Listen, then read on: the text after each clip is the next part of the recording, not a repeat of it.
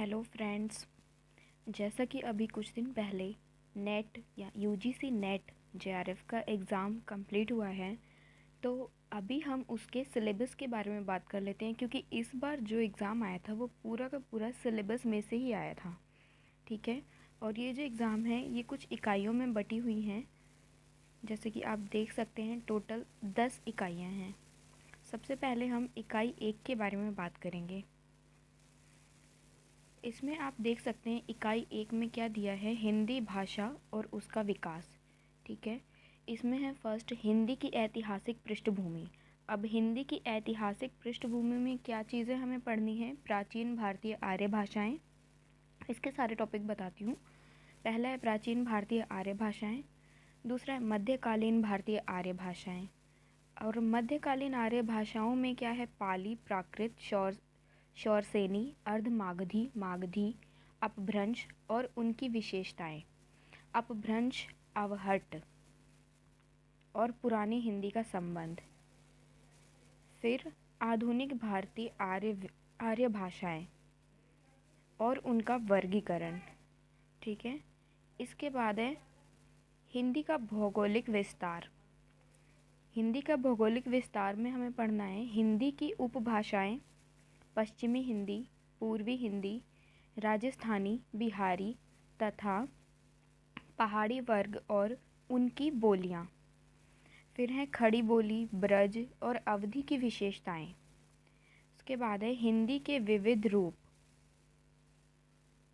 हिंदी, उर्दू, दक्षिणी, हिंदुस्तानी, हिंदी का भाषिक स्वरूप। इसके बाद है हिंदी का भाषिक स्वरूप। इसमें हमें क्या पढ़ना है, हिंदी की स्वनिम व्यवस्था। स्वनिम व्यवस्था में खंड और खंडेतर। इसके साथ हिंदी ध्वनियों के वर्गीकरण का आधार, हिंदी शब्द रचना, उपसर्ग, प्रत्यय। हिंदी की शब्द रचना में हमें क्या पढ़ना है, उपसर्ग, प्रत्यय, समास। ठीक है। ये सब चीज़ें कभी कभी समास पूछ लेता है, कभी उपसर्ग पूछा जाता है, तो ये सब हमें पढ़ना है। फिर हिंदी की रूप रचना। अब इसकी रूप रचना में हमें क्या पढ़ना है, लिंग, वचन और कारक व्यवस्था के संदर्भ में संज्ञा, सर्वनाम, विशेषण और क्रिया रूप। ठीक है। संज्ञा, सर्वनाम, विशेषता, संज्ञा, सर्वनाम, विशेषण और क्रिया रूप। अब इसके बाद हिंदी वाक्य रचना। वाक्य रचना के बाद हमें पढ़ना है हिंदी भाषा प्रयोग के विविध रूप। अब भाषा कैसे कैसे प्रयोग की जाती है वो भी हमें पढ़ना है, इसके कितने रूप हैं, बोली, मानक भाषा, राजभाषा, राष्ट्रभाषा और संपर्क भाषा। इसके बाद है संचार माध्यम और हिंदी, कंप्यूटर और हिंदी। संचार माध्यम, कंप्यूटर और हिंदी। ठीक है। इसके बाद हिंदी की संवैधानिक स्थिति, मतलब संविधान में हिंदी की क्या स्थिति है ये पढ़ना है। देवनागरी लिपि, विशेषताएं और मानकीकरण। हिंदी की लिपि क्या है, देवनागरी, और इसकी क्या विशेषताएं हैं, क्या मानकीकरण है। ये जब हम पढ़ लेंगे तो हमारा पहली इकाई कंप्लीट हो जाएगी। पहली इकाई से कोई भी प्रश्न आएगा तो हम उसका सही उत्तर दे सकेंगे। अब चलते हैं दूसरी इकाई की तरफ। इकाई 2 में हमें क्या पढ़ना है, हिंदी साहित्य का इतिहास। सबसे पहले इकाई 1 में भाषा के बारे में पढ़ लिया। अब हिंदी साहित्य के इतिहास में क्या क्या है, हिंदी साहित्य इतिहास, दर्शन। सबसे पहले हमें दर्शन पढ़ना है। फिर हिंदी साहित्य के इतिहास की लेखन पद्धतियाँ।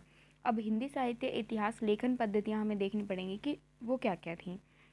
फिर हिंदी साहित्य का काल विभाजन और नामकरण। काल विभाजन तो आप जानते ही होंगे, आचार्य रामचंद्र शुक्ल, हजारी प्रसाद द्विवेदी, मतलब सभी आचार्यों ने अपने हिसाब से काल विभाजन किया है और सभी आचार्यों ने इनके नामकरण भी किए हैं। तो इसमें से बहुत ये इम्पॉर्टेंट है, इसमें से क्वेश्चन कई बार आता है। आदिकाल की विशेषताएं एवं साहित्यिक प्रवृत्तियाँ। सबसे पहले क्या आता है, आदिकाल। तो सबसे पहले हम क्या पढ़ेंगे, आदिकाल की विशेषताएं और उसकी प्रवृत्तियाँ। फिर उसके बाद रासो साहित्य, आदिकालीन हिंदी का जैन साहित्य, सिद्ध और नाथ साहित्य। अब आदिकाल में 4 साहित्य हैं, रासो साहित्य, जैन साहित्य, सिद्ध और नाथ साहित्य। उसके बाद ये चारों पढ़ने के बाद हमें पढ़ना है अमीर खुसरो की हिंदी कविता, यानी अमीर खुसरो आदिकाल में से महत्वपूर्ण है, उनकी कविता में से पंक्तियाँ आ सकती हैं। फिर विद्यापति और उनकी पदावली तथा लौकिक साहित्य। अब आदिकाल में दो इम्पोर्टेंट हो गए, अमीर खुसरो प्लस विद्यापति। इनकी हमें पदावली कविताएं पढ़नी है और इनका साहित्य भी पढ़ना है। उसके बाद आता है भक्ति काल। हमें पढ़ना है भक्ति काल। भक्ति काल में भक्ति आंदोलन के उदय के सामाजिक सांस्कृतिक कारण। भक्ति आंदोलन हुआ था भक्ति काल में और इसके कारण क्या थे, सामाजिक और सांस्कृतिक दोनों पढ़ने हैं। फिर भक्ति आंदोलन का अखिल भारतीय स्वरूप और उसका अंतः प्रादेशिक वैशिष्ट्य, यानी भक्ति आंदोलन का पूरे भारत पर क्या स्वरूप पड़ा वो हमें पढ़ना है। उसका अंतः प्रादेशिक वैशिष्ट्य, सिलेबस को ये समझ के पढ़ें कि हम एक जानकारी इकट्ठा कर रहे हैं, ये समझ के ना पढ़ें कि हमें सिर्फ एग्ज़ाम क्लियर करना है, तो ही ये चीज़ें हमें याद होंगी। ठीक है, चलिए आगे बढ़ते हैं। भक्ति काव्य की सामाजिक सांस्कृतिक पृष्ठभूमि। अब भक्ति काव्य जो था उसकी समाज में और संस्कृति में क्या महत्व था, उसकी पृष्ठभूमि कैसी थी। ठीक है, ये पढ़ना है। फिर अलवार संत, अलवार संत के बारे में हमें पढ़ना है। फिर भक्ति काव्य के प्रमुख संप्रदाय और उनका वैचारिक आधार। उसके बाद निर्गुण सगुण कवि और उनका काव्य। दो प्रकार के कवि थे भक्ति काल में, निर्गुण और सगुण, दो काव्य धाराएं थी, उनके जो कवि थे वो और उनका जो काव्य है, ये पूरा हमें पढ़ना है। भक्ति काल हो गया। उसके बाद है रीतिकाल। रीतिकाल का हमें पढ़ना है सामाजिक सांस्कृतिक पृष्ठभूमि।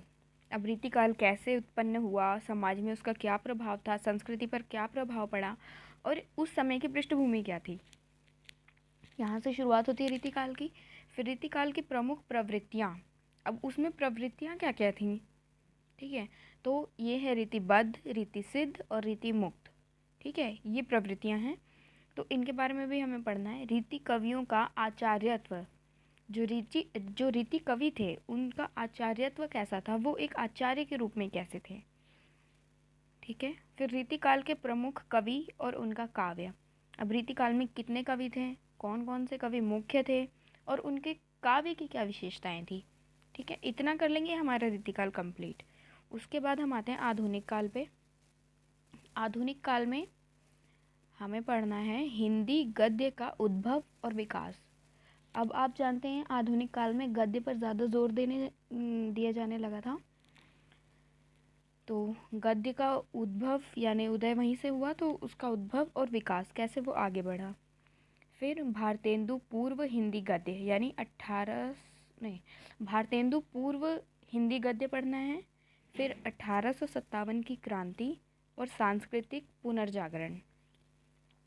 उसके बाद है भारतेंदु और उनका युग। फिर पत्रकारिता का आरंभ और 19वीं शताब्दी की हिंदी पत्रकारिता। ठीक है, पत्रकारिता भी आ गई। फिर आधुनिकता की अवधारणा, आधुनिकता की अवधारणा क्या है। उसके बाद द्विवेदी युग। अब द्विवेदी युग है, आधुनिक काल के बाद हमें क्या पढ़ना है, द्विवेदी युग। द्विवेदी युग किसके नाम पर है, महावीर प्रसाद द्विवेदी। ठीक है, तो महावीर प्रसाद द्विवेदी और उनका युग ये पढ़ना है हमें। हिंदी नवजागरण और सरस्वती। उसके बाद राष्ट्रीय काव्य धारा के प्रमुख कवि, राष्ट्रीय काव्य धारा के कौन से कवि थे उनकी जानकारी इकट्ठा करनी है। फिर स्वच्छंदतावाद और उसके प्रमुख कवि। ठीक है, अब ये द्विवेदी युग खत्म हो गया। उसके बाद छायावाद, छायावाद पे आ गए हम। छायावाद काव्य की प्रमुख विशेषताएं क्या थी, छायावाद के प्रमुख कवि, प्रगतिवाद की अवधारणा, छायावाद के बाद प्रगतिवाद आ जाता है। तो ये जो वाद हैं आधुनिक काल, ये बहुत छोटे छोटे हैं इसलिए इनका ज़्यादा नहीं है, थोड़ा थोड़ा ही पढ़ना है। प्रगतिवादी काव्य और उनके प्रमुख कवि। फिर प्रगतिवाद के बाद प्रयोगवाद, प्रयोगवाद और नई कविता, प्रयोगवाद और नई कविता पढ़ना है। फिर नई कविता के कवि, समकालीन कविता, नई कविता के बाद भी है समकालीन कविता जो कि वर्ष 2000 तक है। समकालीन साहित्य पत्रकारिता। ये सिलेबस में इसलिए एक बार रिवाइज करिए क्योंकि कई लोगों के पास सिलेबस नहीं होता, अगर होता भी हो तो उसे देखने का टाइम नहीं होता है। ठीक है, या देखते भी हैं तो कई लोग ऐसे होते हैं जो नहीं, वो चाहते हैं कि हमें कोई एक बार सिलेबस अच्छे से रिवाइज़ करा दे या समझा दे, तो मैं जस्ट इसीलिए पढ़ रही हूँ। और अगर अभी से हम सिलेबस पे अच्छे से ध्यान देंगे तो अभी 6 महीने हैं अगला UGC नेट का एग्ज़ाम होने में, तो उसे हम अच्छे से क्रैक कर सकेंगे। ठीक है। इसके बाद आ जाते हैं हिंदी साहित्य की गद्य विधाएं। ये भी हमारा इकाई 2 में ही है। हिंदी उपन्यास, पहले उपन्यास करेंगे। भारतीय उपन्यास की अवधारणा, तो भारत के जो उपन्यास हैं जो भी इम्पोर्टेंट है उनकी क्या अवधारणा थी, उपन्यास का जन्म कैसे हुआ, उपन्यास कैसे आया हमारे देश में। फिर प्रेमचंद्र पूर्व उपन्यास, प्रेमचंद से पहले जो उपन्यास थे उन उपन्यासों को पढ़ेंगे, उनके हम नोट्स बनाएंगे।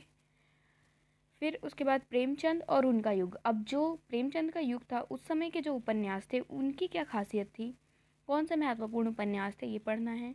फिर प्रेमचंद के परवर्ती उपन्यासकार वर्ष 2000 तक, यानी कि प्रेमचंद के बाद का जो युग है उसमें जो उपन्यासकार हैं, उपन्यास नहीं उपन्यासकार, और उन उपन्यासकारों की क्या महत्वपूर्ण विशेषताएं हैं जो भी हैं, ये हमें वर्ष 2000 तक ही पढ़ना है, उसके आगे का नहीं उठाना है।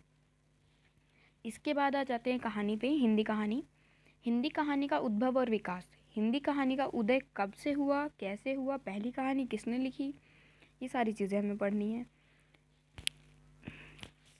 20वीं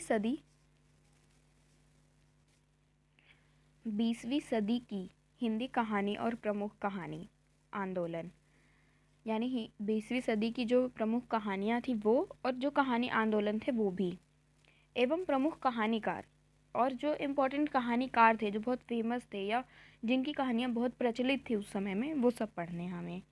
ठीक है, तो इन सब का हम नोट्स बनाएंगे आगे और पढ़ेंगे। कहानी हो गया। उसके बाद हिंदी नाटक, हिंदी नाटक और रंगमंच, रंगमंच तो समझते होंगे आप, जैसे रंगमंच मतलब थिएटर। ठीक है, तो हिंदी नाटक और रंगमंच। फिर विकास के चरण, अब हिंदी नाटक का विकास कैसे हुआ, किन चरणों में हुआ, इसे पढ़ना है। फिर भारतेंदु युग, भारतेंदु युग आया, फिर प्रसाद युग, फिर प्रसादोत्तर युग, फिर स्वातंत्र्योत्तर युग, साठोत्तर युग, और फिर नया नाटक। ये पूरा कंप्लीट करना है, इन सब के अलग अलग नोट्स बना के याद कर लेने हैं। और याद करने के साथ उन्हें समझना भी बहुत ज़रूरी है, क्योंकि नेट के एग्ज़ाम का जो पैटर्न है वो चेंज हो गया है। प्रमुख नाट्य कृतियाँ, फिर प्रमुख नाटककार वर्ष 2000 तक, हिंदी एकांकी, हिंदी रंगमंच और विकास के चरण, हिंदी का लोक रंगमंच, नुक्कड़ नाटक। अब एकांकी एक नाटक की विधा है, मगर एकांकी नाटक विधा से थोड़ी अलग है, तो हमें एकांकी पढ़ना है, और एकांकी का जो रंगमंच और विकास के चरण है वो भी पढ़ना है। फिर हिंदी का लोक रंगमंच, ये एकांकी के लिए ही है। और फिर नुक्कड़ नाटक, नुक्कड़ नाटक थोड़ा सा है तो नुक्कड़ नाटक भी थोड़ा देख लेना है। हिंदी निबंध, हिंदी निबंध का उद्भव और विकास, निबंध का उद्भव कब हुआ, उसका विकास कैसे हुआ, निबंध कला कैसे आई। हिंदी निबंध के प्रकार और प्रमुख निबंधकार, हिंदी निबंध कितने प्रकार के हैं और प्रमुख निबंधकार कौन कौन हैं। ठीक है। हिंदी आलोचना, हिंदी आलोचना का उद्भव और विकास। अब आ जाते हैं आलोचना पर। हमारे इम्पोर्टेंट जो भी आलोचक हैं उन्होंने कौन कौन सी हिंदी की आलोचनाएं लिखी हैं, आलोचना का विकास कैसे हुआ, आलोचना का उदय कैसे हुआ, ये पढ़ना है। समकालीन हिंदी आलोचना एवं उसके विविध प्रकार, अब आलोचना कितने प्रकार की हैं और कौन से प्रमुख आलोचक हैं। ठीक है। फिर हिंदी की अन्य गद्य विधाएं, जैसे कहानी, नाटक, निबंध, आलोचना, उपन्यास, इन सब के अलावा भी कुछ गद्य विधाएं होती हैं, जैसे रेखाचित्र, संस्मरण, यात्रा साहित्य, आत्मकथा, जीवनी और रिपोर्टाज, साथ में डायरी। तो ये सब भी हमें पढ़ना है इकाई 2 में। हिंदी का प्रवासी साहित्य, एक प्रवासी साहित्य भी है हिंदी में, उसे भी पढ़ना है इकाई 2 में ही। अवधारणा एवं प्रमुख साहित्यकार, कि प्रवासी साहित्य की अवधारणा क्या है और इसके प्रमुख साहित्यकार कौन कौन से हैं। चलिए, इकाई 2 यहाँ पे समाप्त होती है। अब हम आते हैं इकाई 3 पर। साहित्य शास्त्र, काव्य के लक्षण, काव्य हेतु और काव्य प्रयोजन। समय काफ़ी ज़्यादा लग रहा है इसलिए मैं सिर्फ सबके नाम पढ़ दे रही हूँ। प्रमुख संप्रदाय और सिद्धांत, रस, अलंकार, रीति, ध्वनि, वक्रोक्ति और औचित्य, रस निष्पत्ति, साधारणीकरण, शब्द शक्ति, काव्य गुण, काव्य दोष, प्लेटो के काव्य सिद्धांत, अरस्तु, अनुकरण सिद्धांत, त्रासदी, विवेचन, विरेचन सिद्धांत, वर्ड्सवर्थ का काव्य भाषा सिद्धांत, कॉलरिज कल्पना और फैंटेसी, टी.एस. इलियट निर्वैयक्तिकता का सिद्धांत, परंपरा की अवधारणा, आई.ए. रिचर्ड मूल्य सिद्धांत, संप्रेषण सिद्धांत तथा काव्य भाषा सिद्धांत, रूसी रूपवाद, नई समीक्षा, मिथक, फंतासी, कल्पना, प्रतीक, बिंब। इकाई 4 वैचारिक पृष्ठभूमि, भारतीय नवजागरण और स्वाधीनता आंदोलन की वैचारिक पृष्ठभूमि, हिंदी नवजागरण, खड़ी बोली आंदोलन, फोर्ट विलियम कॉलेज, भारतेंदु और हिंदी नवजागरण, महावीर प्रसाद द्विवेदी और हिंदी नवजागरण, गांधीवादी दर्शन, अंबेडकर दर्शन, लोहिया दर्शन, मार्क्सवाद, मनोविश्लेषणवाद, अस्तित्ववाद, उत्तर आधुनिकतावाद, अस्मिता मूलक विमर्श, दलित स्त्री, आदिवासी एवं अल्पसंख्यक। इकाई 5 हिंदी कविता, पृथ्वीराज रासो, रेवा तट, अमीर खुसरो, खुसरो की पहेलियाँ और मुकरियाँ, विद्यापति की पदावली, संपादक डॉक्टर नगेंद्र झा, पद संख्या 1 से 25 तक, कबीर, स्वर्गीय हजारी प्रसाद द्विवेदी, पद संख्या 160 से 209 तक, जायसी ग्रंथावली, स्वर्गीय रामचंद्र शुक्ल, नागमती वियोग खंड,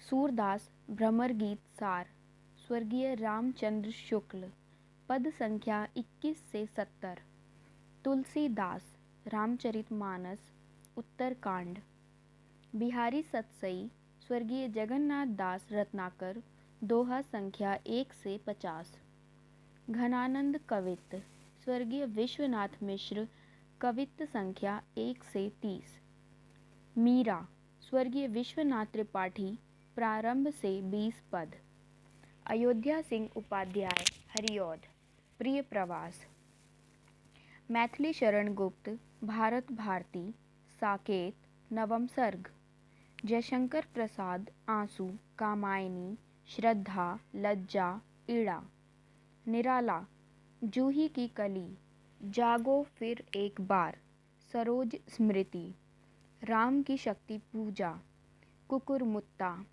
बांधो न नाव इस ठाव बंधु, सुमित्रानंदन पंत, परिवर्तन, प्रथम रश्मि, महादेवी वर्मा, बीन भी हूँ मैं तुम्हारी रागिनी भी हूँ, मैं नीर भरी दुख की बदली, फिर विकल है प्राण मेरे, यह मंदिर का दीप इसे नीरव जलने दो, द्रुत झरो जगत के जीर्ण पत्र, रामधारी सिंह दिनकर, उर्वशी, तृतीय अंक, रश्मि रथी, नागा अर्जुन, कालिदास, बादल को घिरते देखा है, अकाल और उसके बाद, खुरदुरे पैर, शासन की बंदूक, मनुष्य हूँ,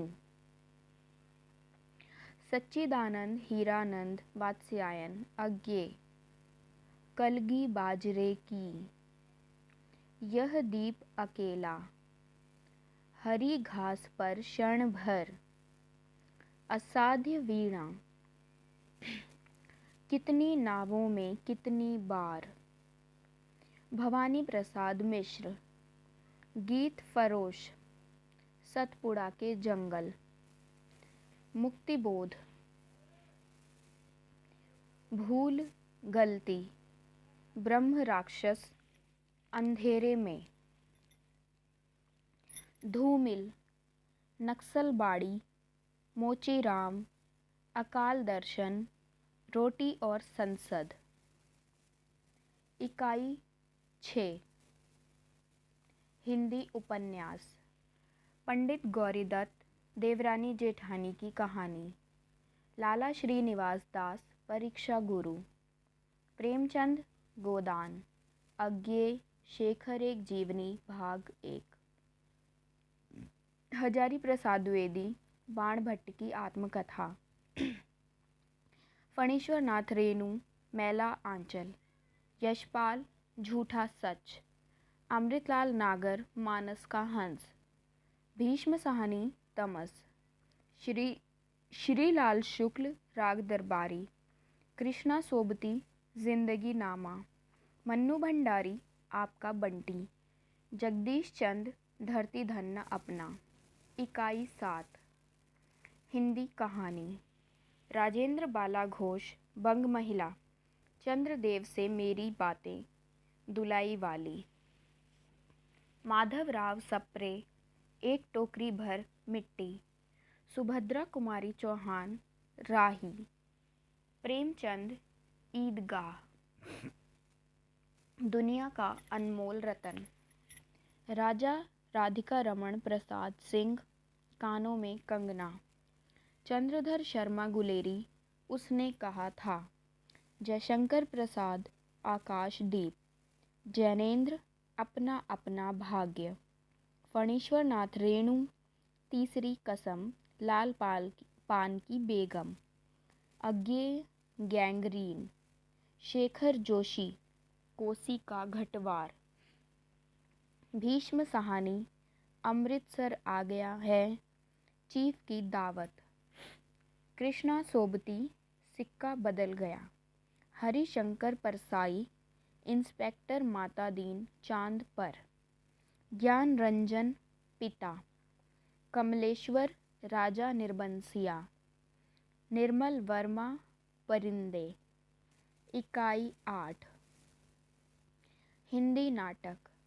भारतेंदु अंधेर नगरी भारत दुर्दशा, जयशंकर प्रसाद चंद्रगुप्त स्कंदगुप्त ध्रुव स्वामिनी, धर्मवीर भारती अंधा युग, लक्ष्मी नारायण लाल सिंदूर की होली, मोहन राकेश आधे अधूरे, आषाढ़ का एक दिन, हबीब तनवीर आगरा बाजार, सर्वेश्वर दयाल सक्सेना बकरी, शंकर शेष एक और द्रोणाचार्य, उपेंद्र नाथ अश्क अंजो दीदी, मन्नू भंडारी महाभोज। इकाई 9। हिंदी निबंध। भारतेंदु दिल्ली दरबार दर्पण, भारत वर्षोन्नति कैसे हो सकती है, प्रताप नारायण मिश्र शिव मूर्ति, बालकृष्ण भट्ट शिव शंभू के चिट्ठे, रामचंद्र शुक्ल कविता क्या है, हजारी प्रसाद द्विवेदी नाखून क्यों बढ़ते हैं, विद्यानिवास मिश्र मेरे राम का मुकुट भीग रहा है, अध्यापक पूर्ण सिंह मजदूरी और प्रेम, कुबेरनाथ राय उत्तरा फाल्गुनी के आसपास, विवेकी राय उठ जाग मुसाफिर, नामवर सिंह संस्कृति और सौंदर्य। इकाई 10। आत्मकथा जीवनी तथा अन्य गद्य विधाएं। रामवृक्ष बेनीपुरी माटी की मूर्तें, महादेवी वर्मा ठकुरी बाबा, तुलसीराम मुर्दहिया, शिवरानी देवी प्रेमचंद घर में, मन्नू भंडारी एक कहानी यह भी, विष्णु प्रभाकर आवारा मसीहा, हरिवंश राय बच्चन क्या भूलूं क्या याद करूं, रमणिका गुप्ता आप हुदरी, हरिशंकर परसाई भोला राम का जीव, कृष्ण चंदर जामुन का पेड़, दिनकर संस्कृति के 4 अध्याय, मुक्तिबोध एक लेखक की डायरी, राहुल सांस्कृत्यायन मेरी तिब्बत यात्रा, अज्ञेय अरे यायावर रहेगा याद। समाप्त।